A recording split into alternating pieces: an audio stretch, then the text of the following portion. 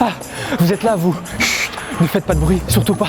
J'ai fait une connerie, j'ai cédé à la tentation et j'ai volé le sandwich à la fraise de Manu, le chef de la famille Frandroid. Et du coup, il a pris ça comme une trahison, comme un coup de couteau dans le dos. Pour se venger, il a envoyé ses sbires à mes trousses, Geoffroy, Cassim, Maxime. Ils vont me faire la peau. Mais du coup, je me dis que tout ça, ça peut nous servir de bonne leçon. L'ennemi peut toujours venir de l'intérieur, comme c'est le cas du Xiaomi Mi 8, mais dont l'adversaire le plus coriace pourrait venir de ses propres rangs. Salut à tous, c'est Omar de Frandroid et on va voir ça tout de suite. Bon, j'ai un peu de répit là. Alors, qu'est-ce qu'il a pour lui le Xiaomi Mi 8? Eh bien, tout d'abord, un design pas du tout original, mais très bien soigné quand même. On est clairement dans les normes du marché avec une encoche, un double appareil photo arrière et un dos en verre. Le tout reste très agréable en main. Mais c'est vrai, grosse qualité, c'est son écran de 6,22 pouces AMOLED avec des couleurs très bien calibrées et une très bonne luminosité.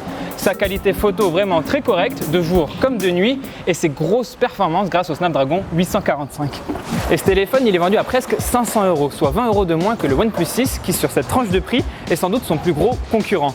Et face à cet adversaire, le Xiaomi Mi 8, il a plusieurs avantages à mettre en avant, mais il pourrait être désavantagé par quelques défauts, à savoir l'absence de prise jack, qui plaît quand même à encore beaucoup de monde, une interface MIUI qui, même si elle est très complète, peut en rebuter certains, et enfin une autonomie qui est quand même un peu moins impressionnante que celle du OnePlus 6. Par contre, comme je vous le disais, l'ennemi peut toujours venir de l'intérieur. Et il y a bien un adversaire qui se tapit dans l'ombre au sein de la famille Xiaomi, et je parle bien évidemment du Pocophone F1. Et oui, ce smartphone ultra performant et très autonome a été lancé par une sous-marque de Xiaomi, et il a des qualités qui pourraient faire de l'ombre à ce Mi 8.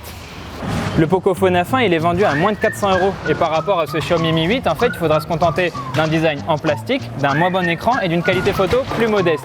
Alors ok, les deux smartphones ne visent pas totalement le même public, mais on peut quand même se demander s'ils vont pas se marcher sur les pieds. On peut se poser la même question souvent avec les produits de Huawei et de Honor qui arrivent quand même à cohabiter sur le marché.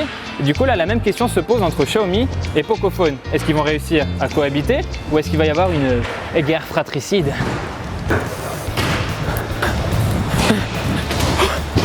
Bon, je crois qu'ils m'ont retrouvé. Il est là. Bon, avant de vous laisser, retrouvez le test complet du Xiaomi Mi 8 sur notre site frandroid.com. Le lien, il est dans la description. Quant à moi, si je suis encore en vie d'ici là, je vous dis à très bientôt sur Frandroid évidemment. Oh là là là là là là, oh là là là là là.